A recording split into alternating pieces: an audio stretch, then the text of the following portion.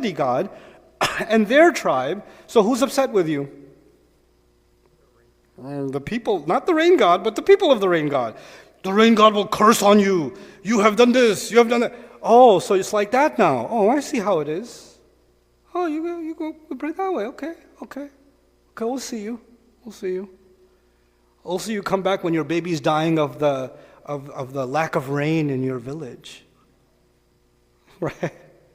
So you're like, okay, if I make this one happy, I'm going to make all these people upset. If I make these one happy, all those people. That's why I'm not having a baby, because I'm not giving any dues over here. Right? So you got to keep multiple subscriptions going. This is something Allah actually described in Surah Al-Ankabut. وَقَالَ إِنَّمَا اتَّخَذْتُم مِّن دُونِ اللَّهِ أَوْثَانًا مَوَدَّةَ بَيْنِكُمْ فِي الْحَيَاةِ الدُّنْيَا. Allah says, and these idols that you have taken besides Allah are only being taken out of a love and affiliation you have among yourselves, the people. Allah is saying your worship of idols is actually your social connections. That's all they are.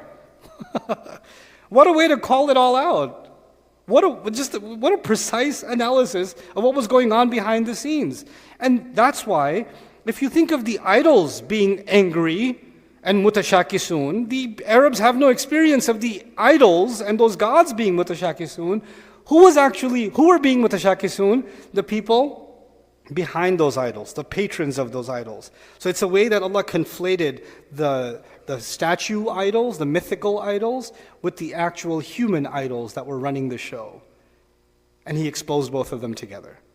Right? Now we go to the other side. And by the way, as I'm telling you about this, you should probably be able to hear very clearly that I'm not only talking about ancient idols and ancient masters and ancient gods, right? These are living problems. Now let's go to the other side. وَرَجُلًا سَلَمًا لِرَجُلٍ. The implications of a master. Allah didn't describe that master. Allah just said a human master, one man, and the servant is at peace. Remember? What's really cool here is Allah didn't give any description of the master except he's just a man, just one, right? And then He described the relationship as salam. Salam is actually a masdar. A masdar is an infinitive form of the Arabic language, like peace, not peaceful. Peaceful is an adjective. So that would be salim, or salim, or even muslim, or even musallim. Those would all be adjectives. But salam is like peace, it's the infinitive form. And the infinitive is occurring as an adjective, as a sifa. So when the masdar becomes a sifa, it's a sifa mubalagha. Now that sounds really technical. Let me make it super easy for you. A person who is like the embodiment of peace itself for another person. It's peace manifested in another person. He's not just peaceful, it's like when you think of peace, you think of this person. When you think of calmness and safety, you think of this person. Salam is also not just peace, it's also safety, calmness, ease. That's what the word salam has to do with. Okay?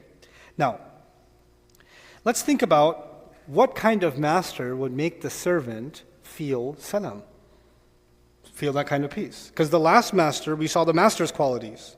Now we're seeing the slave feels salam, right? But how can the slave feel salam? The only way the slave can feel that kind of peace is if that's coming from something coming from the master. So let's think of a few implications. That master would have to be generous, as opposed to the last master that was stingy. So he's ghani. Is that one of Allah's descriptions? Inna Allah huwal ghani. That one would have to be well-mannered, kareem, not just generous, but also noble and dignified, and not humiliating, not condescending, actually speaking in dignified fashion. Does Allah speak to human beings and honor them in the Quran? Yeah. Does He speak to us the way we speak to other people less than us? No. He's much higher than us, than we are over other human beings, and yet He speaks to us in such honorable fashion. Ya ayyuhan nas, Ya ayyuhal ladhina amanu. Right? Ya ayyuhal insan. That's pretty honorable. وَلَقَدْ كَرَّمْنَا بَنِي آدَمَ مَا غَرَّكَ بِرَبِّكَ الْكَرِيمِ. What a question. What deluded you from your gracious, noble, generous master? What took you away from it? What a way to ask. The master doesn't need to ask. The master should be saying something like, You dare walk away from your master? He doesn't speak to us that way. He doesn't even teach us that way. And a master, of course, a master's job is to give instructions, right? Because how will you know that you have a master? You're following the master's instructions. But the master can just say, fix that. Fix that wall. I have no construction experience. You want me to fix it with scotch tape? Do I spit on it and how do I fix it? I don't know. Give me some instructions, right? I said fix it. And if it's not fixed in the next 20 minutes, I don't know where to go with this. But Allah says, Ar-Rahman allama al-Quran. The loving and caring one taught the Quran. He takes his time to teach you little by little, give you thorough instructions, making sure he teaches you in a loving and caring way. Does a master owe you that? No. But when the master, who's in a position of being a master, is being so generous and so kind in the instruction that he's giving to his slave, this is like no other master. And the more generous he is, the more at peace I am. I know I'm supposed to be talking about a man who's a master, but I'm now pushing it over to the relationship that we have with Allah. Where would our peace come from? Where would it come from? Of course, many of you are employed. I want you to think about your boss without getting upset. A good boss would have to be generous, of course, with the salary, with some of your, mishaps, right? A little bit extra kind, etc. A good boss would have to be well-mannered, speaks to you in a respectful way, kind way, down to earth, doesn't make you feel like you're nothing, right? Then a good boss would have to be caring. Hey, you look like you're sick. Just go home. Hey, you're not doing. Just take it easy. You're stressing out too much. He's constantly caring for you. And sometimes you mess up. When your boss tells you to do something, you mess up. And he just says, you know what? A mistake happened. You're right. But I know you're sorry for what happened.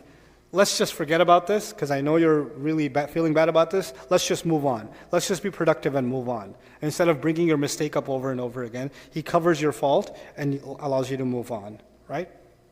Some of you are sitting in the middle. Their boss is like that? I don't know, their boss is like that. Okay. And then the boss usually is, this boss is not jealous. Hey, why are you doing that? Oh, I was just helping one of my colleagues. Oh, okay, yeah, go ahead. Please finish helping him. Instead of saying, did I authorize you helping your colleague? Did I say you could do this for your child? Did I say you could make photocopies of your kid's homework at the office?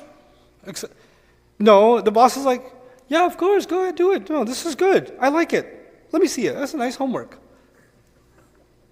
And he's actually generous with you. He's generous. He doesn't just want you to serve him. He wants you to be good to your family, good to others. He's not like, hey, don't only listen to me, and I better not find you listening to someone else. Are we contrasting him from the previous bosses who the moment you serve somebody else, they lose it? Right? Does Allah just want you to worship him and serve him, or does he want you to be good to your parents, your family? He wants you to be good to yourself. He wants you to be good to your neighbor. He wants you to show kindness all around without turning them into masters. But does Allah want you to show ihsan only to him? No. Does Allah want infaq, spending, should only be done for him? No. No. He wants us to pray only to him.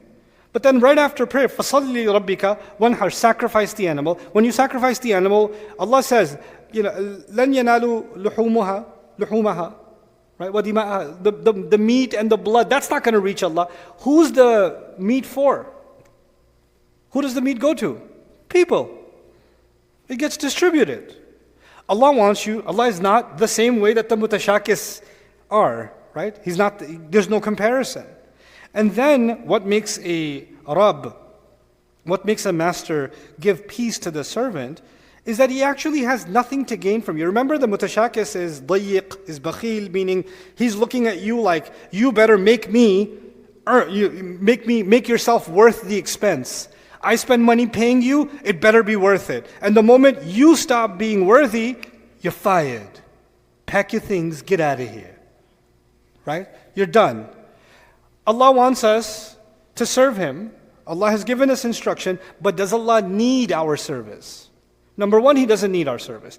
Number two, let's say you're perfectly healthy, you're able to pray 5 times a day, make wudu, come pray and stand and do ruku' and sujood. And ma'adallah, somebody gets into an accident, they get paralyzed, and now they can only pray with their eyes. Does Allah say, what is this? Away with you. I'm done. If you're not of service to me in the way that I want, I have no use for you. Somebody's a millionaire, they're giving lots and lots of donations. Somebody's they're 100-aire. They're not able to give lots of donations. Does Allah say, well, are these people 100-aire? Get out of here. I just want give me something worthy. Give me something worthy. No. Infiru khifafan wa thiqalan. Come forward light or heavy. Come forward in whatever state you are. لَيْسَ عَلَى الْأَعْمَى حَرَجْ لَا عَلَى الْأَعْرَجِ حَرَجْ وَلَا عَلَى الْمَرِيضِ حَرَجْ. The one who's blind, no harm. The one who's sick, no harm. The one who's disabled in any way, no harm. Like Allah did not look down on you because of your state, so long as you're sincere to Him, that's all that matters to Him. And He didn't say, because it's not like He needs something out of the healthy, and the ones that aren't healthy aren't good enough for Him. That is the mutashakis. The mutashakis would have a servant. The moment the servant becomes disabled, what's going to happen to that servant? DEI, baby. Get out of here. Right? That's what's going to happen. You're done. We have no use for you. You're a liability. You're just a liability. And so Allah Azza wa Jalla is different. By the way, we see some of this mentality among some Muslims. Ustad, I'm taking care of my baby. I'm a mom. I'm not able to read as much Quran anymore. Before I was married, I used to read lots of Quran in Ramadan, but now I barely get to read half of it because I have a baby. Does Allah still love me? My impulse, because there's a big shaitan in me, my impulse is to say, of course Allah doesn't love you. Of course not. You're going straight to hell, lady. You're reading half of what you used to read? What is wrong with you? Allah Azza wa Jalla Himself says, وَآخَرُونَ مِنْكُمْ يَضْرِبُونَ فِي الْأَرْضِ يَبْتَغُونَ مِنْ فَضْلِ اللَّهِ وَآخَرُونَ يُقَاتِلُونَ فِي سَبِيلِ اللَّهِ فَاقْرَؤُوا مَا تَيَسَّرَ مِنْهُ. Read whatever's easy. Read whatever. Allah says you have different life situations. Read whatever you can. And even if you can't read at all, فَأَقِيمُوا الصَّلَاةَ وَآتُوا الزَّكَاةَ. Just at least pray. Give zakah. And on top of that, well, I need to do something extra, but I'm not able to do as much good as I used to do because I got sick, I got old, I got busy, I got poor. I'm not able to do. Allah says, وَمَا تُقَدِّمُوا لِأَنفُسِكُم مِّنْ خَيْرٍ تَجِدُوهُ عِنْدَ اللَّهِ. Whatever good you can do, you will find it with Allah. Do something. Do anything. It's good enough for Allah. Just do something. What kind of Rabb is this? Imagine you come to your boss, he says, I need you to finish this assignment. I can't. I have a baby now. Okay, well, finish that assignment. Yeah, I can't either. It's hard for me because I go to sleep early now. Okay, well, what can you do? Well, I can sit at home and do a little bit whenever I can. Okay, good. Do that. Would any boss do that for you? Look, you know what? Why don't you go home and stay home? Right? But imagine a master who is now considering your circumstance and making exceptions. Does Allah do that in the Sharia? If you fast 30 days in Ramadan, but if you're sick, is there a concession? If you're in danger and you're about to pray, is there a concession? Are there exceptions? فَمَنْ لَمْ يَجِدْ. Even at Hajj, if you couldn't find an animal, فَمَنْ لَمْ يَجِدْ فَمَنْ لَمْ يَجِدْ. Allah doesn't say, oh, you come all the way for Hajj and you forgot to bring an animal. He doesn't do that. Oh, if you couldn't find one, then do this. And if you can't, then just do this. Then just do this. He keeps making concessions. He keeps making things easier. And then He says on top of that, instead of making you feel, remember I gave you a concession? He says, يُرِيدُ اللَّهُ بِكُمُ الْيُسْرَ يُرِيدُ لِيُخَفِّفَ عَنْكُمْ. Allah wants ease for you. Allah wants to make your burden light for you.